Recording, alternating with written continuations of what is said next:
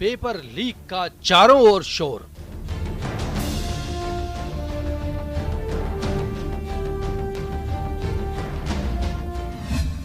BJP ने कसा तंज, क्या हुआ तेरा वादा। जाहिर सी बात है, जब इनके एजुकेशन मंत्री इतना बड़ा बयान देते हैं कि हमने इतना बड़ा कानून बनाया है कि अब किसी की हिमाकत नहीं होगी पेपर लीक होने की, और उसके अगले ही दिन 16वीं बार पेपर लीक हो जाता है। क्या आरोपियों की संपत्ति होगी जब्त। ये जो हमारा पासा एक्ट है, इसमें कुछ संशोधन हम लोग चाह रहे हैं। जैसे इसमें हैबिचुअल ऑफेंडर को ही कर सकते हैं। पासा से जीतेंगे बाजी। पासा में कुछ संशोधन हम लोग सुझाव देंगे और उसके अनुसार फिर इसको सशक्त किया जाएगा, ताकि अपराध अगर पहला भी है तो अपराधी को हम लोग पासा में निरुद्ध कर पाए, वो ताकत मिले पुलिस को। बीजेपी का बड़ा बयान, नकल माफिया का अड्डा बना राजस्थान। किसानों की लोन माफी तो हुई नहीं, लेकिन 1 से लेकर 10 गिनती और पेपर लीक, राजस्थान नकल माफिया का अड्डा बन गया है। पेपर लीक के कितने गुनहगार। नमस्कार, प्राइम डिबेट में आप सभी का स्वागत है। मैं हूं आपके साथ हेमंत कुमार। नए कानून और सरकार की सख्ती के बावजूद प्रदेश में पेपर लीक का सिलसिला आखिरकार रुकने का नाम क्यों नहीं ले रहा, ये सबसे बड़ा सवाल है और हर युवा बेरोजगार के मुंह पर यह सवाल है। लेकिन इस सवाल का जवाब आखिर कौन दे और किस तरीके से दे, ये किसी को समझ नहीं आ रहा, क्योंकि पेपर माफिया क्या वाकई इतने हावी हो गए हैं कि एक के बाद एक परीक्षाओं के पेपर लीक होते जा रहे हैं। एक तरफ जहां सरकार ने पेपर लीक के गुनहगारों से सख्ती से निपटने के संकेत दिए हैं, तो वहीं प्रदेश भर में बेरोजगार युवाओं के साथ विपक्ष प्रदर्शन करते हुए पेपर लीक मामले को लेकर के अब सीबीआई जांच की मांग कर रहा है, सड़कों पर है। और क्या अब इससे सरकार की सख्ती का संदेश कैसे जाएगा? क्या पेपर माफिया पर अंकुश लग पाएगा? आखिर कैसे प्रदेश में हो रही परीक्षाओं पर जिस तरीके से पेपर माफिया की नजर है, उससे सरकार निपटेगी? क्या युवाओं के सपने इस तरह से सरेआम नीलाम करने वालों पर कोई अंकुश लग पाएगा? इसी को लेकर के आज करेंगे हम सबसे बड़ी चर्चा। लेकिन पहले आज के सवालों पर एक नजर डालते हैं कि आखिरकार सवाल क्या कहते हैं। सवाल नंबर 1, नए कानून के बावजूद भी पेपर लीक क्यों हो रहा है? यह सवाल इसलिए क्योंकि सरकार लगातार नए कानून की बात करती रही और उसके बावजूद एक के बाद एक पेपर लीक होते रहे। सवाल नंबर 2, पेपर लीक के जिम्मेदारों पर आखिरकार कड़ी से कड़ी कार्रवाई कब होगी और कार्रवाई क्या होगी, यह भी देखने वाली बात होगी। सवाल नंबर 3, क्या सभी पेपर लीक हुए हैं?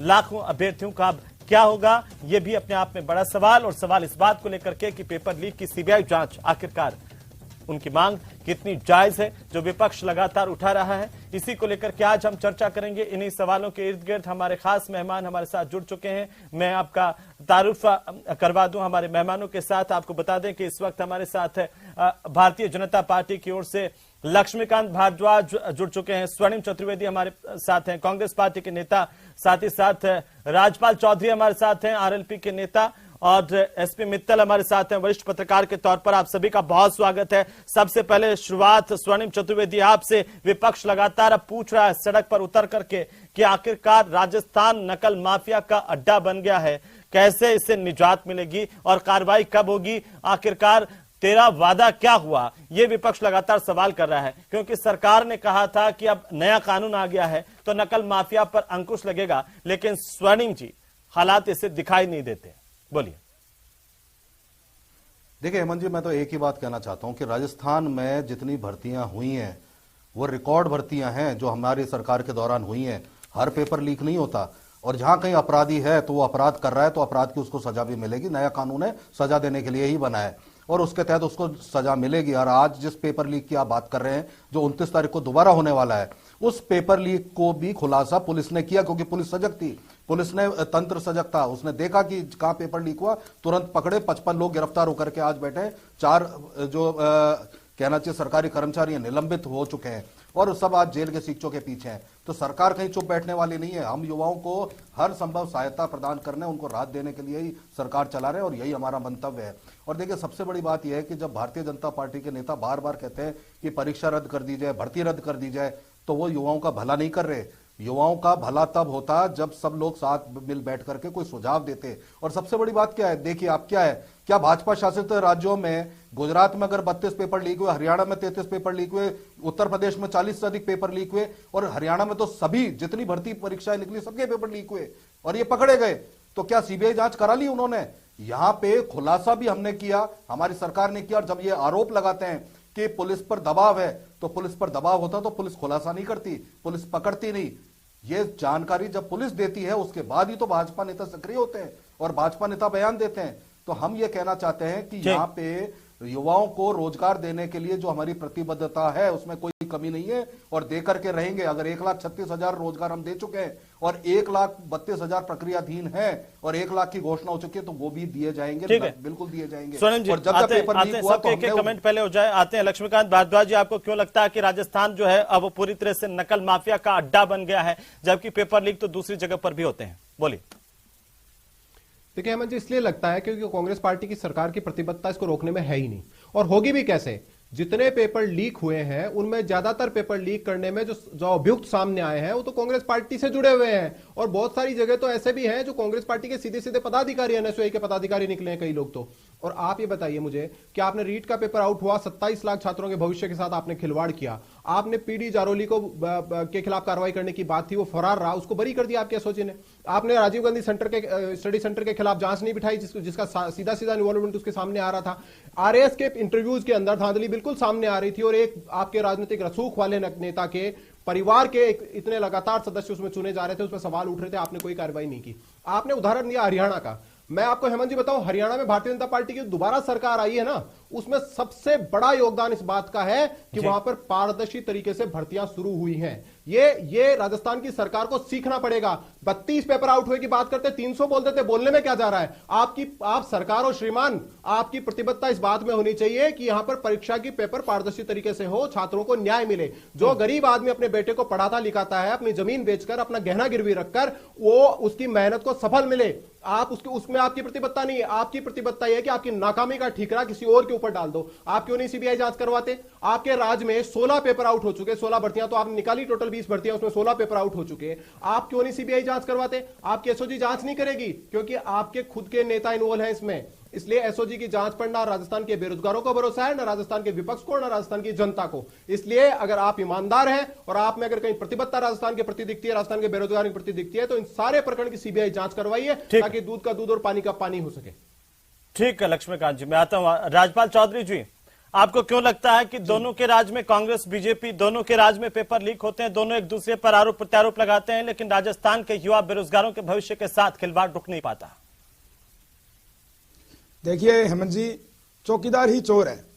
सबसे पहले तो मैं बताना चाहूंगा, जो आरपीएससी के जो चेयरमैन है उनकी एक गोपनीय कमेटी होती है, उसको पूरी जानकारी रहती है कि जो पेपर कौन सी प्रिंटिंग प्रेस से आएगा, कौन सा पेपर के जो सेट बनते हैं, जो बच्चों को कौन सा सेट दिया जाएगा, बैकअप के लिए कौन सा सेट रहेगा, ये जो पूरी एक गोपनीय कमेटी होती है उसकी जो पूरी देखरेख होती है वो आरपीएससी के जो चेयरमैन साहब करते हैं। अब चेयरमैन के अंदर ये सारी चीज होती है और वहीं से उनको क्या, पेपर माफियाओं को क्या पता भी कौन सा पेपर उनके पास जा रहा है, जो पेपर वहां पे बच्चों के पास में सर्कुलेट हो रहा है वही पेपर उनके पास मिलता है। तो ये सारा के सारी जो जिम्मेदारी है वो आरपीएससी के चेयरमैन की है। तो ये हम नहीं कह रहे, इस प्रदेश की जनता कह रही है कि चौकीदार ही चोर है। इसलिए हमारी ये मेन मांग है कि आरपीएससी के चेयरमैन को बर्खास्त किया जाए, और पहले भी हो चुका है।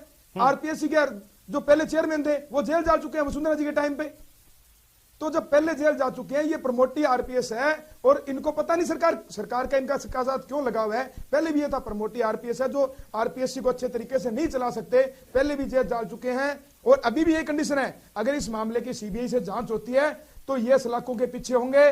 बहुत बड़े अधिकारी जो सीएमओ से ताल्लुक रखते हैं, जो इन बड़े बड़े नेताओं के साथ ताल्लुक रखते हैं, वो जेल के सलाखों के पीछे जाएंगे। ये दोनों सरकारें, चाहे भाजपा की बात करें चाहे कांग्रेस की बात करें, 2013 के अंदर आरएस का पेपर था, चाहे एलडीसी का पेपर था, 2015 की भर्ती थी, चाहे सिविल जेएन सिविल की भर्ती थी, चाहे कांस्टेबल 2018 की भर्ती थी, कांस्टेबल 2021 रीट 2021 कांस्टेबल की जो अभी की भर्ती हुई थी, सभी के अंदर किसी ने जांच नहीं कराई। क्योंकि हमें स्टेट की एजेंसी, कोई भी इनको पता होना चाहिए, स्टेट की एजेंसी राजस्थान के किसी भी नेता या अधिकारी को अरेस्ट नहीं कर सकती, उसके खिलाफ कार्रवाई नहीं कर सकती। सीबीआई के पास जांच जाएगी तभी इस चीज का खुलासा होगा। मुख्यमंत्री जी को अगर संवेदनशीलता की बात करते हैं तो ये सीबीआई को ये जांच सौंपनी चाहिए। सीबीआई मतलब आरएलपी ये मानती है राजपाल चौधरी जी की सीबीआई जांच ही आखिरी रास्ता है इस तरह से ये पेपर माफिया को खत्म करने का। जी, सीबीआई जांच ही आखिरी रास्ता है, क्योंकि ये जो गिरोह पनपा था ये भारतीय जनता पार्टी के टाइम पे ये नकली गिरोह एक्टिव हुआ था और कांग्रेस ने उसको सींचने का काम किया है। अगर भारतीय जनता पार्टी उस गिरोह को पहले एक छोटी टिप्पणी दोनों से लेकर लक्ष्मीकांत भारद्वाज जी आरएलपी कह रही है कि बीजेपी के टाइम में ये माफिया पनपा था, कांग्रेस ने इसे सींचा है। छोटी सी टिप्पणी, उसके बाद मित्तल साहब के पास जाऊंगा। हमारे टाइम पर जब माफिया पनप रहा था तब ये शो रहे थे, इनको पता नहीं था। आपको अगर राजस्थान में विपक्ष हो तो आपकी जिम्मेदारी है कि आज जो घटना हुई है और जिसके कारण राजस्थान के बेरोजगारों का भविष्य अंधकार में गया है तो उसके ऊपर बात करिए और उसके ऊपर टिप्पणी करिए। उसके लिए जिम्मेदार जो लोगों के खिलाफ कार्रवाई की मांग करिए। आप वो नहीं कर रहे हैं, आप राजनीति कर रहे हैं और यही दुर्भाग्य राजस्थान का। ये राजस्थान का दुर्भाग्य है, ये राजस्थान का दुर्भाग्य है, राजस्थान का दुर्भाग्य है आपका, राजस्थान का दुर्भाग्य है। आप राजनीति कर रहे हैं, आज आप राजनीति कर रहे हैं। आपको बेरोजगारों की चिंता नहीं है, आपको बेरोजगारों की चिंता नहीं है, आपको राजनीति करनी है, राजनीति करनी है, आपको राजनीति करनी है। आपकी वो तो हरीश चौधरी तो कुछ और कह रहे हैं, हरीश चौधरी तो कुछ और कह रहे हैं, लक्ष्मीकांत जी, लक्ष्मीकांत जी, ठीक है, लेकिन हमें ये सोचना चाहिए कि हम जिम्मेदार भरे पदों पर बैठे हुए हैं, चाहे सरकार में है चाहे विपक्ष में है। सबसे पहला अहम बात यह है कि प्रदेश के बेरोजगार युवाओं के उन सपनों का क्या होगा। उन सपनों को इस तरीके से कुचलने वाले लोग आखिरकार क्यों खुलेआम घूम रहे हैं, या फिर जो सिस्टम में बैठे हुए हैं। आप सोचिए कि एक छोटी सी घटना किसी थाने में हो जाती है, पूरा थाना सस्पेंड करने की बात आती है, लेकिन आरपीएससी का वो कर्मचारी जो लगातार वहां पर बैठा हुआ है, चाहे ऊपर से लेकर के नीचे तक, और इतने पेपर लीक हो गए, क्यों नहीं बदली जाती आरपीएससी की तमाम व्यवस्थाएं? कब बदला जाएगा? वो लोग जो बैठे हुए हैं उनका गठजोड़ अगर माफिया के साथ में है तो उनको कौन बदलेगा? और इस पर कोई सवाल क्यों नहीं उठाता है? कोचिंग सेंटर्स पर लगातार सवाल उठते हैं, लेकिन वही कोचिंग माफिया हर सरकारों के अंदर नजर आते हैं और मंत्रियों के साथ फोटोज में नजर आते हैं। लक्ष्मीकांत जी, आप भी इससे वाकिफ हैं, स्वर्णिम चतुर्वेदी आप भी इससे वाकिफ हैं, लेकिन स्वर्णिम जी एक बात उन्होंने आरएलपी के सदस्य ने बहुत बड़ी कही है कि सीबीआई जांच की मांग होनी चाहिए। आप क्यों कतराते हैं इससे? और आपको नहीं लगता कि अगर बार बार पेपर लीक हो रहा है और स्टेट की पुलिस इसमें नाकाम हो रही है उन माफियाओं के उनको अंदर डालने में, तो क्या गुरेज है सीबीआई जांच से? बोलिए। देखिए हेमंत जी, मैं तो एक ही बात कहना चाहता हूं, अभी किससे जांच होगी ये तो अभी समय बताएगा आपको, लेकिन एक चीज तय है, अगर एसओजी ने यहाँ पे नकल या पेपर लीक हुआ और पेपर होने से पहले इस बात को पकड़ा तो उसकी आप इस पे क्षमता पे प्रश्न चिन्ह नहीं लगा सकते, क्योंकि एसओजी, सुनिए, सुरेश ढाका जब पेपर लीक कर रहा था तब एसओजी उसको तलाश कर रही थी पहले से और वो पेपर लीक कर रहा था। अब आप बोलेंगे कि क्या कर लिया, बताइए जरा। देखिए, मैं तो आपको यह कहना चाहता हूं कि एसओजी और आप इतनी संवेदनशीलता की बात करते हैं स्वर्णिम जी, आप ये कहना चाहते हैं आपको दीवार को पब्लिक स्कूल याद है, कांस्टेबल भर्ती का पेपर लीक हुआ था। श्रीमान, पॉलिटिकल बॉस, एसओजी का पॉलिटिकल बॉस कौन है? तो सीबीआई का पॉलिटिकल बॉस कौन है? तो सीबीआई का पॉलिटिकल बॉस इस पे वक्त जाए मत कीजिए प्लीज। लक्ष्मीकांत जी मुद्दों पर, आज मुद्दों पर देखिए, बेरोजगारों के भविष्य का सवाल है। लक्ष्मीकांत जी, मैं चाहता हूं कि संजीदगी से अगर जिम्मेदारी किसी की बनती है उस पर सरकार को भी संवेदनशीलता के साथ सोचने की जरूरत है, क्योंकि ये प्रदेश के युवा बेरोजगारों के भविष्य का सवाल है। आप चाहे लाख भर्तियां निकालने का दावा करें, लेकिन अगर वो लोग जो बैठे हुए हैं, जो भर्तियों में बैठे हुए हैं, जो पेपर लीक करते हैं, वो आपकी एक भी भर्ती सक्सेस नहीं होने देंगे। आप लाख दावा कर लें, और उस कभी आप सोचिए उस गांव के बेरोजगार युवा का सोचिए सर, जो आखिर इतनी मेहनत करता है और उसके बाद परीक्षा सेंटर पर जाकर के पता चलता है पेपर लीक हो गया। मित्तल साहब क्या कहेंगे आप, इसको कैसे रुकेगी जब पक्ष विपक्ष लगातार आरोप प्रत्यारोप लगा रहे हैं एक दूसरे पर? आरएलपी भी कह रही, विपक्ष भी कह रहा है सीबीआई जांच की मांग। क्या आपको लगता है कि सीबीआई जांच ही इसमें एकमात्र जो है वो बच गया है अब विकल्प? हेमंत, देखिए, जांच कौन सी एजेंसी करे, राजस्थान की एजेंसी करे, दिल्ली की एजेंसी करे, ये एक अलग इशू है। जो सबसे महत्वपूर्ण इसमें बात है कि जो राजस्थान के जो अभ्यर्थी हैं, जो युवा वर्ग है, जो युवा पीढ़ी है, उसका भरोसा इस परीक्षा पद्धति से उठ गया है।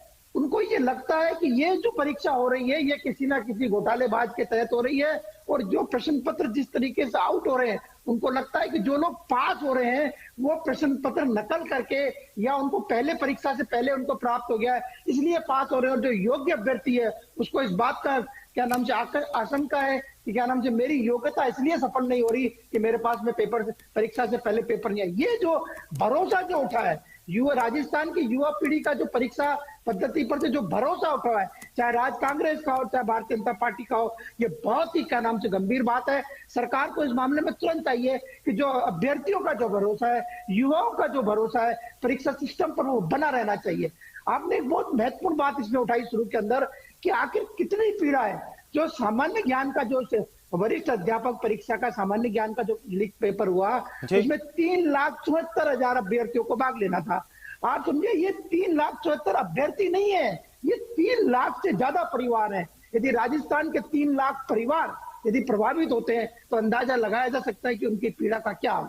एक मुद्दा आपने और उठाया, उससे मैं आपसे सहमत हूं कि आखिर जो भर्तियों की जो संस्था है उनको मजबूत करने में, उनको सुदृढ़ करने में, उनको प्रभावी बनाने में सरकार की रुचि क्यों नहीं होती है। सब जानते हैं कि जो राजस्थान लोक सेवा आयोग है वही वरिष्ठ अध्यापक भर्ती परीक्षा के आयोजित कर रहा है। मैं आपके दर्शकों को यह बताना चाहता हूं कि राजस्थान लोक सेवा आयोग के अंदर 7 सदस्यों का पद है, उसमें से 3 पद अभी खाली है। आप अंदाजा लगा सकते हैं कि पूरे सिस्टम का क्या हाल।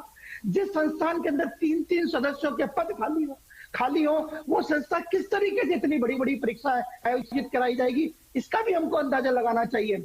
इसके साथ ही अभी जो आरएलपी के जो सदस्य ने उठाया, मैं उससे कुछ हद तक मैं इससे सहमत हूं कि आखिर भी सदस्यों के रूप में किनकी नियुक्ति कर रहे हैं। मैं अध्यक्ष को लेकर कोई टिक्का टिप्पणी नहीं करना चाहता, लेकिन मैं जरूर आपके दर्शकों को ये बताना चाहता हूं कि जो क्या नाम से जो सदस्यों की नियुक्ति होती है उसमें पूरी तरह राजनीतिक आधार हो। ये राजनीतिक आधार मैं ये नहीं कहता कि कांग्रेस के शासन में होता है, ये बीजेपी के शासन में भी सबके होता है, ये सबके होता है मित्तल साहब। लेकिन क्या आरपीएससी के चेयरमैन की जिम्मेदारी नहीं होती है जब पेपर लीक होता है? बिल्कुल हेमंत, आरपीएससी के चेयरमैन, मैं आपसे ये कह रहा था कि छोटी सी वारदात किसी थाने में होती है तो हम कहते हैं पूरा थाना बदल दो। एक के बाद एक पेपर लीक हुए, कितनी बार आरपीएससी का पूरा स्टाफ बदल दिया गया? नहीं ना हेमंत, बिल्कुल आप ये बात बिल्कुल सही करें। एक मात्र आयोग के अंदर अध्यक्ष होता है, उसको पूरी प्रक्रिया के बारे में पता होता है और क्या नाम से जिम्मेदारी नैतिक रूप से और संवैधानिक रूप से भी क्या नाम से आयोग के अध्यक्ष लक्ष्मीकांत जी कुछ कह रहे हैं, क्या नाम से ये जिस लक्ष्मीकांत जी आरोप प्रत्यारोपों से तो ये सिस्टम सुधरने वाला नहीं है सर। आपकी सरकार आ जाएगी तब भी वही सिलसिला, कांग्रेस की सरकार तब भी वही सिलसिला, लेकिन आरोप प्रत्यारोप लगते रहे। देखिए, आरपीएससी तो हेमंत जी इसकी जिम्मेदार है ही है, वो तो अपनी जिम्मेदारी से बच ही नहीं सकती है। लेकिन ये खाली आरपीएससी का मसला नहीं है, ये लॉ एंड ऑर्डर का भी इशू है। अगर आपके राज्य में पेपर कहीं से लीक हो रहा है तो ये अपराध है, कानूनन अपराध है, और उसके लिए पुलिस को काम करना चाहिए। और पुलिस जिस सरकार के अधीन काम करती है वो सक्षम नहीं है इसको रोकने में। पुलिस को आपको खुली छूट देनी पड़ेगी, उसको अपने राजनीतिक शकंजे से बाहर निकालना पड़ेगा। आपको ये बताना पड़ेगा कि अगर एनएसयूआई का व्यक्ति भी पकड़ा जाता है तो उसके खिलाफ भी कार्रवाई करो। आप एनएसयूआई के अध्यक्ष को आइडेंटिफाई करते हो तो उसके खिलाफ भी कार्रवाई करो। आप राजनीतिक दल हो और केवल सत्ता में हो, इसलिए उनको बचाने के लिए अगर पुलिस काम करेगी तो राजस्थान के लाखों युवाओं, आपके पास कोई सुझाव है? आपके पास एक सुझाव है लक्ष्मीकांत जी जो सरकार को आप दे सकें कि ये कीजिए? बिल्कुल, सबसे पहले तो जितनी परीक्षाओं के पेपर लीक हुए हैं उन सब की सीबीआई जांच करवाइए ताकि ये जो जाके संगठित नकल गिरोह है वो पकड़ में आए। और दूसरा, ये जो कांग्रेस पार्टी के जिम्मेदार पदाधिकारी इसमें पकड़े जा रहे हैं बिना राजनीतिक भेदभाव के, इनके खिलाफ कार्रवाई कीजिए, चाहे वो किसी भी पार्टी का हो। मैं तो ये नहीं कहता कि वो चाहे वो किसी भी पार्टी का हो, अगर किसी भी पार्टी के व्यक्ति का नाम आता है तो उस पर कार्रवाई होनी चाहिए, और ऐसी कार्रवाई होनी चाहिए कि बाकी लोगों तक नजीर बने कि कोई सोचे भी ना कि कभी पेपर भी लीक हो सकता है। आप बोलिए चौधरी जी, क्योंकि मैं लगातार ये सवाल अब ये उठ रहे हैं कि सीबीआई जांच की मांग तो आप उठा ही रहे हैं, लेकिन आखिरकार ऐसा क्या हो? क्योंकि कई जगह पर तस्वीरें आपके नेता के साथ भी सुरेश ढाका की लगातार वायरल हो रही हैं, शेयर हो रही हैं, तो सिर्फ आरोप प्रत्यारोप का सिलसिला चल रहा है। देखिए, सबसे पहले जो जरूरी चीज है वो हमारी जो मेन मांग है कि जो आरपीएससी के अध्यक्ष है, ये सारी चीजें खुलासा हो चुका है कि जो आरपीएससी के अध्यक्ष है उनकी गोपनीय कमेटी रहती है, उनको सब पता रहता है कहां से पेपर जाएगा, कौन सी प्रिंटिंग प्रेस पे पेपर आएगा, कहां से पेपर लीक हुआ है। जब इन्होंने hand to hand paper mafia को पकड़ लिया और उनके सामने ये सारी चीजें प्रूफ होगी कि पेपर लीक हुआ है, कहां से हुआ है, तो सरकार हिचकिचा क्यों रही है, बचा क्यों रही है? आरपीएससी के अध्यक्ष को बर्खास्त करना चाहिए। आरपीएससी की जो अध्यक्ष है वो पहले भी जेल डाल चुके हैं, तो इनको बर्खास्त करना चाहिए, फर्स्ट ऑफ ऑल। सेकंड बात यह है कि सीबीआई से जांच करवानी चाहिए, सीबीआई जांच करेगी और इसी एक सेकंड ग्रेड के पेपर की सीबीआई जांच नहीं करे, जो रीट का मामला है, जो लंबी जांच है, उसी की भी सीबीआई जांच करे, और जो पहले भी जो भर्तियां लीक हुई है, जो पेपर भर्तियां हुई है और जो पेपर रद्द हुए हैं, उनकी भी सीबीआई जांच करे, ताकि दूध का दूध और पानी का पानी हो। अगर इस नक्कल गिरोह के ऊपर राजपाल जी, समय आप रहते जब अगर बीजेपी लगाम नहीं कांग्रेस कसी पर आरोप लगाते हैं, ये लोग आप पर आरोप लगाते हैं कि देखिए पेपर लीक का मास्टरमाइंड जो है वो आपके नेता के साथ है, देखिए पेपर लीक का मास्टरमाइंड देखिए, फलाने सोशल- नेता के साथ है। देखिए, तो देखिए, क्या हमारे नेता सबको पता है, सोशल राजनीतिक है। क्षय मिलता है इन लोगों को? नहीं, अगर ये हम तो कहते हैं, अगर हमें इस चीज का डर हो तो हम जी। क्यों कहेंगे सीबीआई जांच? एक के पास एसओजी है, एक के पास सीबीआई है, अरे आप जांच करवाइए ना। ठीक है, अगर स्वर्णिम हमारे नेता चतुर्वेदी, के पास में अगर स्वर्णिम उनके साथ में चतुर्वेदी अगर जी, है, तो जांच करवाइए। स्वर्णिम चतुर्वेदी ये जी, डर क्यों बहुत है? महत्वपूर्ण सवाल कर रहा हूं। संवेदनशीलता इतनी है तो आरपीएससी के 3 सदस्यों के पद खाली क्यों हैं? आप मुझे ये बताइए, डीपी जारौली का क्या हुआ? राजीव गांधी सेंटर पर लगातार भारतीय जनता पार्टी करी है, उनके खिलाफ जांच का क्या हुआ? आप मुझे बताइए कि आपको याद होगा जब कांस्टेबल भर्ती का पेपर लीक हुआ था, जागृति पब्लिक स्कूल का क्या, जो हम इतना कहते हैं, क्या उसका लाइसेंस रद्द कर दिया गया है? प्रदेश की जनता आज ये जानना चाहती है आपसे। तो मंत्री है सरकार में, बोलिए। उनकी जो वो तो मंत्री देखिए, है सरकार में, मैं भी मंत्री का आपसे ये दर्जा बहुत प्राप्त है। महत्वपूर्ण चर्चा चल रही है हेमंत जी, मैं इसमें पूरी गंभीरता के साथ आपको जवाब दे रहा हूं आपके सवाल हाँ, का। बोलिए। देखिए, सबसे बड़ी बात, कोई कहे एसओजी हमारी या सीबीआई उनकी, ऐसा नहीं होता। मैं ये मानता हूं कि इन्वेस्टिगेटिंग एजेंसीज हैं, इन्वेस्टिगेशन हो रहा है, और इन्वेस्टिगेशन हुआ तभी जाकर के आज इस बात का आपकी खुलासा एसओजी हुआ। ने विधायकों के फोन कैसे टेप कर लिए? जवाब दें, लक्ष्मीकांत जी, प्लीज, लक्ष्मीकांत जी, आपकी बात को सबने गंभीरता से सुना। देखिए, प्लीज मैं चाहता हूं कि उनका जवाब हो जाए। एसओजी ने एमएलए के फोन कैसे टेप कर लिए? एसओजी ने एमएलए के फोन कैसे टेप कर लिए? आज हम सिर्फ युवाओं की बात करें, प्लीज। लक्ष्मीकांत जी, मेरा आपसे निवेदन कर रहे है हैं जी, मेरा आपसे निवेदन है, उनसे जवाब, मैंने आपका कठोर से कठोर सवाल भी उनसे पूछा है, तो उनको जवाब तो देने देंगे ना सर? जवाब देने दीजिए। देखिए हेमंत जी, मैं आपको एक ही चीज बताना चाहता हूं। आपने देखा होगा इस प्रकरण में भी पेपर लीक हुआ, यह खुलासा आरएलपी या भारतीय जनता पार्टी ने नहीं किया है। किसने किया? एसओजी ने किया, क्योंकि तंत्र विकसित है और उसको पकड़ने के लिए एसओजी ने जागृति पब्लिक स्कूल का भी खुलासा किया था ना, उसका क्या हुआ? मैं तो आपको ये जानना चाहता हूं। 6 महीने पहले ही साफ हो गया था। सबके सामने जांच है, सबके सामने जांच उसका है। आज जो अभियुक्त है जेल में है, लाइसेंस कैंसिल नहीं हुआ। आप कहते हैं कि नए नियम से और जो नया कानून बना है उससे संपत्ति जब्त कर लें। कितने लोगों की संपत्ति अभी तक जब्त हुई है? यह आरोप है कि 20 भर्तियों में से 16 के पेपर लीक हुए। आप बताइए। देखिए, लगाने वाले ये भूल जाते हैं कि जो भर्तियां हुई हैं वो रिकॉर्ड भर्तियां हुई हैं राजस्थान में। इतनी भर्तियां वसुंधरा सरकार में नहीं हुई, और वसुंधरा सरकार में जब आरपीएससी चेयरमैन पर आरोप लग करके गिरफ्तार हुए थे, क्या सीबीआई जांच हुई थी? क्या रीट के मामले में जांच हुई थी सीबीआई से? लेकिन फिर भी हम आपको भरोसा दिलाते हैं, यहां पे जहां जरूरत होगी नकल माफिया पे अंकुश लगाने के लिए, उसको पकड़ने के लिए, जो पनपा है पिछले जो हमारे नकल माफिया तो स्वर्णिम जी नेताओं का ट्विटर चला रहा था। और चलिए, आप कह रहे हैं तो इस बात को मानते हैं कि सरकार गंभीरता से कार्रवाई करे, लेकिन सबसे बड़ा सवाल यह है कि अगर इतना गंभीर कानून बन गया, फिर भी नकल माफिया पर लगाम क्यों नहीं लग पा रही है स्वर्णिम जी? देखिए, अपराध तो मर्डर केस में फांसी का भी है, नहीं अगर अपराधी है तो सजा मैंने पाता है। सवाल किया ना, इसमें भी आपने सजा कितने पाएगा। लोगों के हम नए भर्ती कानून निकालते के तहत रहेंगे। कितने लोगों के संपत्तियों को जब्त कर लिया। अभी ये सुरेश ढाका, जिसको एसओजी पहले से ढूंढ रही थी, ये पेपर लीक कर रहा था, सुरेश बिश्नोई और बाकी के लोग जो हैं वो वापस छूट करके आ जाएंगे। अगली भर्ती में फिर तैयारी करेंगे पेपर लीक कैसे किया जाए। आप देखते रहिए, ऐसा छूट के आ जाएंगे, बिल्कुल नहीं हो सकता। बिल्कुल बिल्कुल जिस सजा हिसाब से पाएंगे, देख रहा हूं स्वर्णिम जी। एक व्यक्ति सजा पाएगा युवाओं के भविष्य के साथ। सुनिए, युवाओं के भविष्य के साथ हम किसी को खिलवाड़ नहीं करने देंगे। जो सुझाव विपक्ष दे रहा है, निकलेंगी और हम ठीक है। और जो सरकार कह रही है तमाम चीजों को लेकर, क्या आपको क्या लगता है कि इससे अंकुश लग जाएगा? आखिरकार पेपर लीक के गुनहगारों पर क्या अंकुश लग जाएगा? वो खत्म हो जाएंगे इस प्रदेश से? देखिए मेरा ये मानना है कि जो पेपर लीक करने वाले जो लोग हैं, जो लोग सक्रिय हैं, जो गिरोह है, उनको कानून का डर नहीं है। इसीलिए आपने देखा कि जो पिछली जो परीक्षा जिन लोगों ने लीक करी, वो इस परीक्षा के लीक करने में भी शामिल है।